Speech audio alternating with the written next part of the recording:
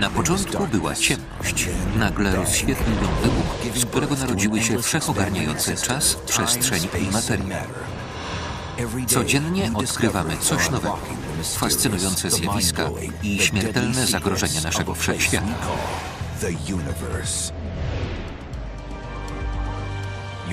Jesteś rozbitkiem na obcej planecie.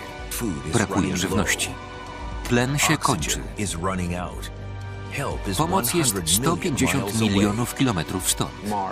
Mars to zabójcze miejsce. Gdzie można się ukryć przed promieniowaniem? Wszyscy astronauci na zewnątrz będą narażeni na strumień jonów.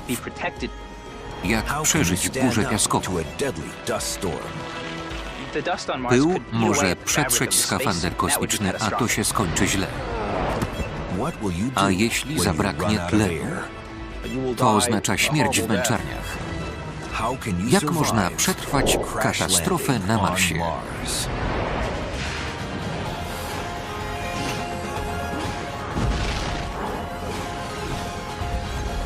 Kosmos. Tajemnice wszechświata. Rozbitkowie na Marsie.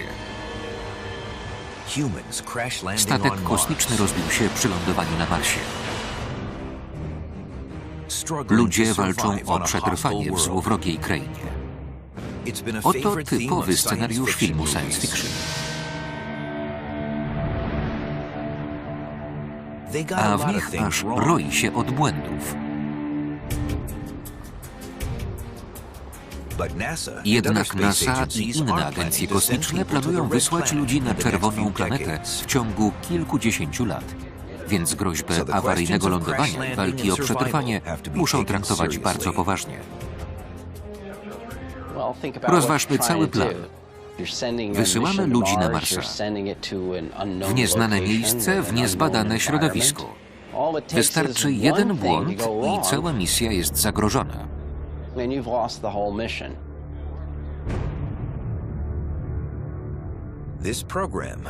W tym odcinku przedstawiamy prawdopodobny scenariusz z niedalekiej przyszłości oparty na najnowszej wiedzy. 174. dzień misji. Wkrótce lądowanie na planecie. Wyobraźmy sobie, że międzynarodowy zespół wyrusza na podwój Marsa, by założyć zręby stałej bazy.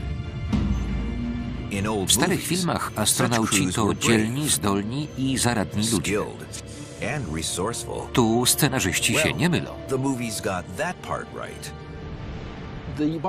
Przy doborze małego zespołu trzeba staranniej dobrać ekipę niż przy budowie większej grupy.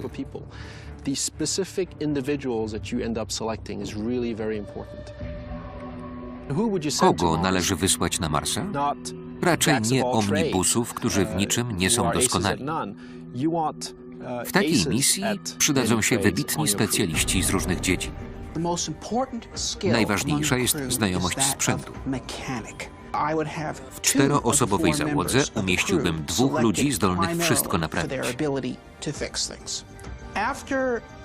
Poza nimi najbardziej potrzebni są geolodzy praktycy, którzy zdołają zlokalizować potrzebne kopaliny i zasoby wody.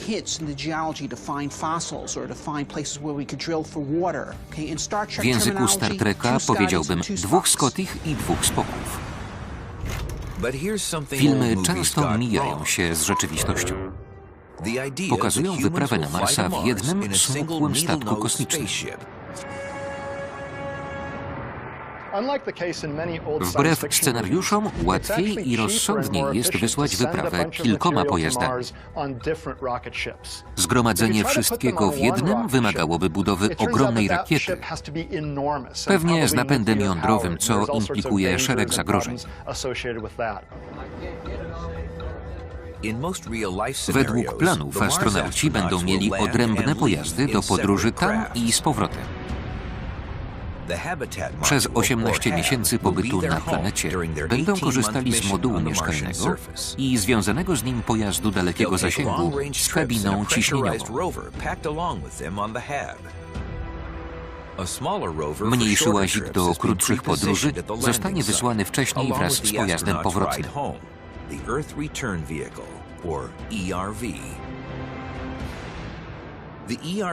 Rakieta nie będzie czekała bezczynnie na astronautów, lecz wyprodukuje z miejscowych surowców paliwo rakietowe i tlen dla astronautów. Pojazd powrotny będzie czerpał marsjańską atmosferę, której 95% stanowi dwutlenek węgla. W reakcji z niewielką ilością wodoru dostarczonego z Ziemi powstaną metan stanowiący paliwo rakietowe oraz tlen. 4 astronautów wyląduje obok pojazdu powrotnego. Moduł mieszkalny posłuży im za schronienie, laboratorium i bazę wypadową. Po wypełnieniu zadań astronauci przeniosą się do pojazdu powrotnego i polecą ku Ziemi, zostawiając człon mieszkalny.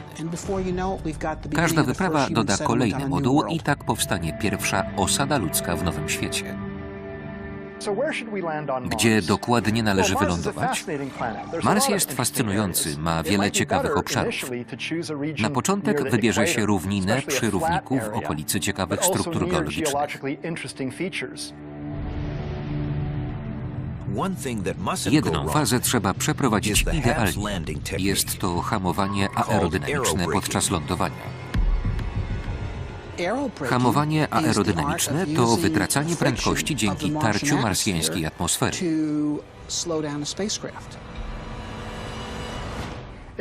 Przyjmijmy, że piłka to kabina wchodząca w atmosferę Marsa, a słupek to planeta. Mógłbym użyć silników rakietowych, by łagodnie osadzić pojazd w wybranym miejscu, tu zaznaczonym taśmą. Wymaga to jednak wiele ciężkiego i kosztownego paliwa. Można też wykorzystać atmosferę do hamowania pojazdu. Piłka powoli zwalnia.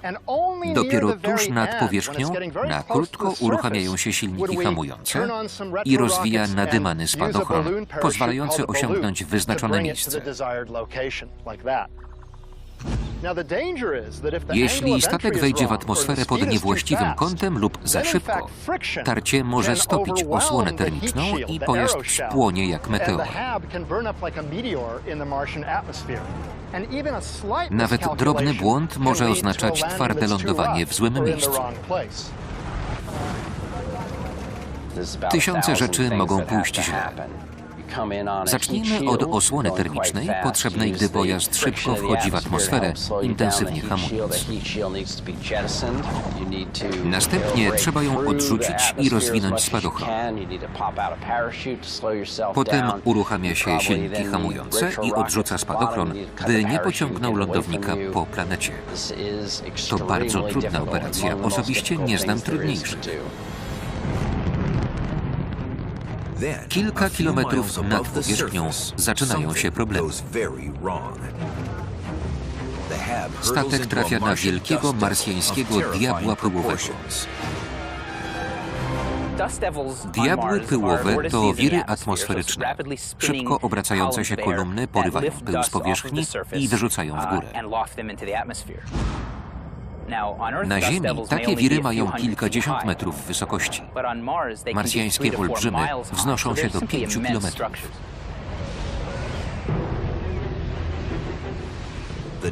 Diabeł pyłowy otacza lądownik i niebezpiecznie sprowadza go z kursu. Wszystkie obserwatoria od Teksasu po Kazachstan śledzą opadanie pojazdu. Ale Mars jest daleko. Informacje docierają z 18-minutowym opóźnieniem. Gdy Ziemia otrzymuje sygnał o zagrożeniu, lądownik już się rozbił. Ale gdzie? I czy ktoś przeżył? Podczas startu i lądowania można robić tylko jedno – modlić się. Ekspedycja na Marsa – miejsce nieznane. Astronauci przeżyli. Są gdzieś na Marsie, ale nie mają łączności. Nie mogą się porozumieć z Ziemią, a pyłowy diabeł rzucił ich daleko od celu. Lądowanie człowieka na Marsie to wielkie wydarzenie. Jedno z największych w historii. Zakończyło się jednak katastrofą. Astronauci muszą działać, nie wiedząc, gdzie są i co się stało. Słońce świeci tam 2 razy słabiej niż u nas. Nasłonecznienie marsjańskiego równika jest takie jak Norwegii czy Alaski.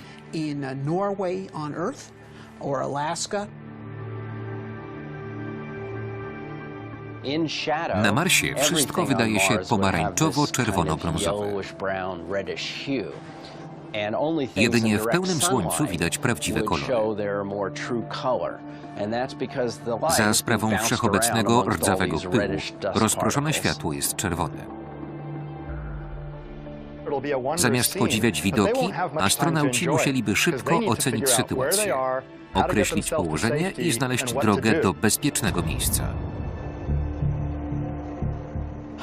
Jak obliczyć pozycję na Marsie bez przyrządów?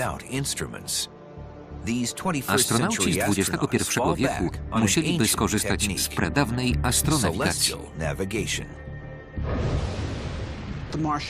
Księżyce Phobos i Deimos krążą nad równikiem.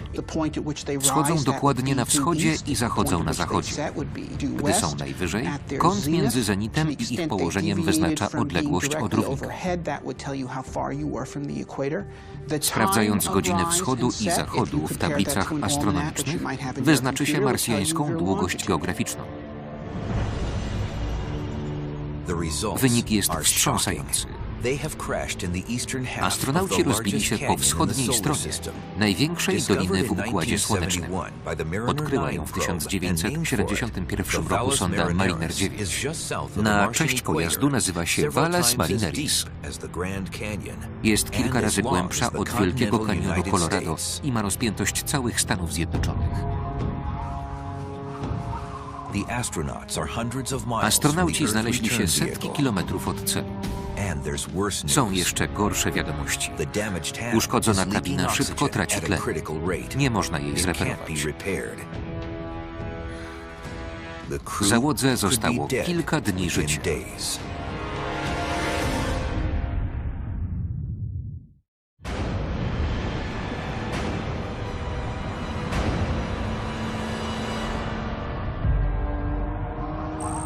16 godzin po utracie łączności. W nieodległej przyszłości może spełnić się nasz scenariusz. Pierwsi ludzie na Marsie rozbili się setki kilometrów od celu, w Wielkim Kanionie Valles Marineris. Nie mają łączności z Ziemią, a z uszkodzonego pojazdu ucieka tlen. Prawie w każdym filmie gdzieś na Marsie można oddychać, a w niektórych scenach astronauci zdejmują hełmy. Tymczasem tamtejsza atmosfera zawiera 95% dwutlenku węgla i ma ciśnienie takie jak 30 km nad Ziemią. O dziwo, w naszych wyobrażeniach Mars przypomina urocze Utah albo Kalifornię. Tymczasem to zabójcze miejsce.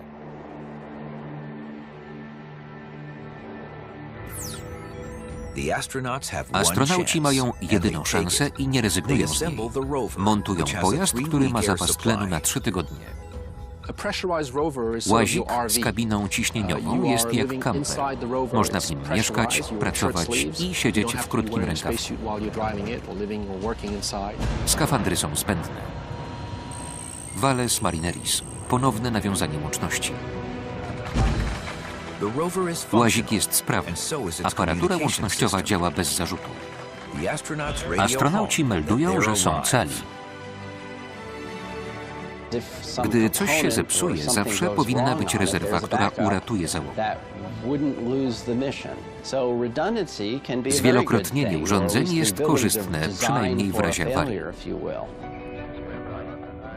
Rozmowa z Marsem nie będzie przypominać porozumiewania się z wyprawami Apollo na Księżycu. Wyobraźmy sobie, że piłka to wiadomości wymieniane między kierownictwem lotu w Houston i załogą na Księżycu. Jestem bardzo blisko bazy, bo do Księżyca było tylko 400 000 kilometrów. Fale radiowe rozchodzą się z prędkością światła 300 000 kilometrów na sekundę. Od jak się masz do dobrze mijają 3 sekundy.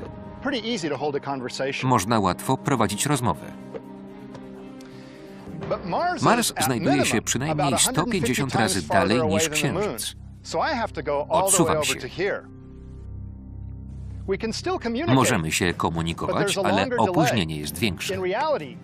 Odległość między Ziemią i Marsem wynosi od 50 milionów do 400 milionów kilometrów. Między pytaniem i odpowiedzią upłynie od 6 do 44 minut. Tyle potrwa zwykła wymiana zdań. W razie awarii nie można doradzać na bieżąco. Jest większy kłopot. Podobnie jak światło, fale radiowe poruszają się wzdłuż prostych, a Ziemia i Mars się obracają. Anteny na dwóch planetach nie zawsze się widzą. Mogą pomóc odpowiednio rozmieszczone satelity przekaźnikowe na orbicie Marsa.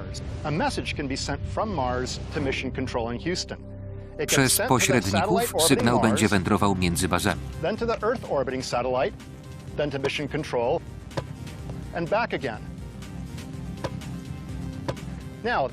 Opóźnienie sięgające 44 minut pozostaje, ale przynajmniej astronauci i kierownictwo będą mogli uzgodnić plan ratunkowy. Dzięki dwukierunkowej łączności opracowano plan. Łazik zasilany ogniwami fotoelektrycznymi, wypełniony żywnością i sprzętem, zabierze astronautów na wschód, gdzie Valles Marineris otwiera się do szerokiej doliny. Została wyrzeźbiona miliard lat temu, gdy Mars miał gęstszą atmosferę i wodę na powierzchni. Stamtąd do celu, czyli pojazdu powrotnego, będzie już tylko dzień drogi. Dramatyczna wyprawa po Marsie ma na celu dotarcie do pojazdu powrotnego i start na Ziemię. Być może przy okazji będą wykonywane obserwacje. Szanse na przeżycie należy obliczyć na chłodno.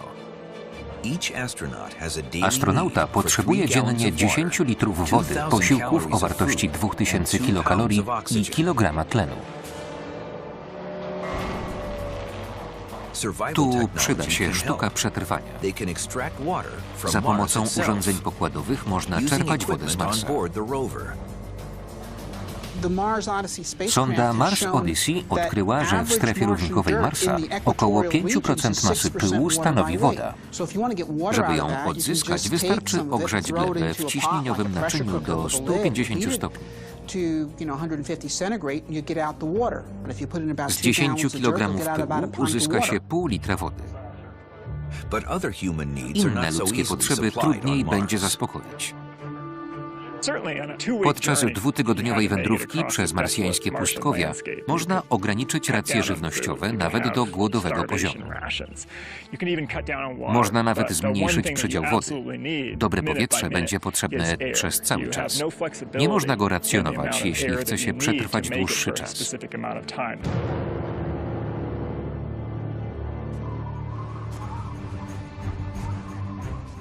Nawet w czasie ewakuacji do statku powrotnego zapas powietrza pozwoli na krótkie wyjścia poza pojazd.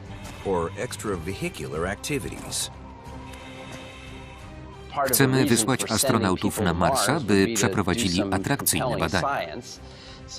Pobrali i zbadali próbki, określili, w jakich warunkach powstały struktury geologiczne. Astronauci będą używać wielu narzędzi, od młotków, lup po różne spektrometry i analizatory chemiczne. Będą pewnie mieli w łaziku ruchome laboratorium do badania skał.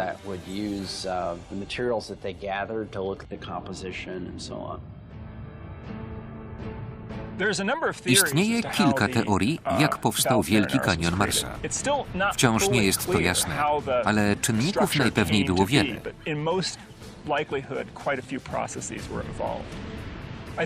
Dopiero badania na miejscu dadzą odpowiedź, jakie procesy uformowały tak złożoną formę terenu. To było coś więcej niż przypadek, nie tylko pęknięcie skorupy albo rzeka. Kolejne zjawiska następujące po sobie zapisywały kolejne rozdziały. Żeby odczytać całość, trzeba się tam udać. Valles Marineris składa się z wielu odcinków. W środkowym rozgałęzia się nawet 4 razy w równoległe jary o nierównym dnie. Wschodni skraj wygląda na strefę kataklizmu spowodowanego przez nagle spływającą wodę, która wywołała wielką powódź.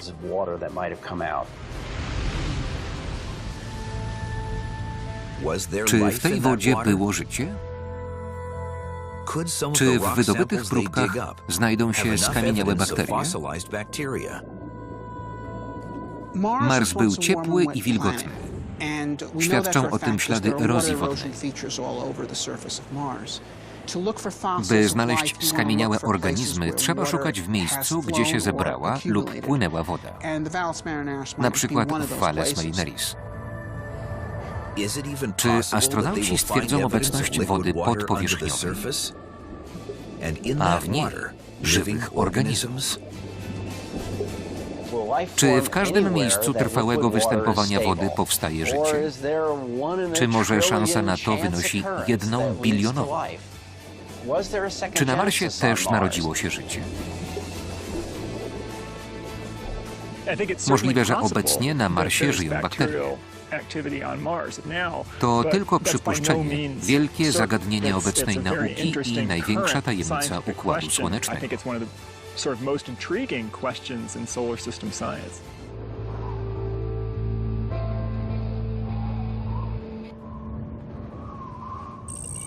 Valles Marineris. Czerwony alarm. Nagle astronauci porzucają poszukiwania życia, by ratować swoje. Kierownictwo misji ostrzega przed groźnym rozbłyskiem słonecznym skierowanym w stronę Marsa. Rozbłysk słoneczny to potężny wybuch na niewielkim obszarze powierzchni Słońca. Wyrzucona chmura naładowanych cząstek niesie wielką energię. Strumień jest niebezpieczny dla żywych komórek.